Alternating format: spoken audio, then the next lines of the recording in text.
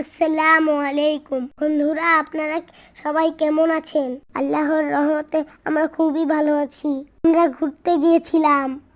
এটা হলো Tangail DC lake. আমরা ঘুরতে গিয়েছিলাম। আমাদের মতো এখানে অনেক মানুষ গিয়েছিল। আমি সারাদিন ভীষণ মজা করেছি। আমার সবচাইতে ভালো লেগেছে লেকের মধ্যে পায়ে চালানো, নৌকার ভিতরে ঘুরতে। ওই দূরে দেখতে পাচ্ছেন একটি বিল্ডিং, টাঙ্গাইল জেলা শহরে হাসপাতাল। আমার ভীষণ ভালো লেগেছে। লেকের মধ্যে অনেক মাছ দেখেছি।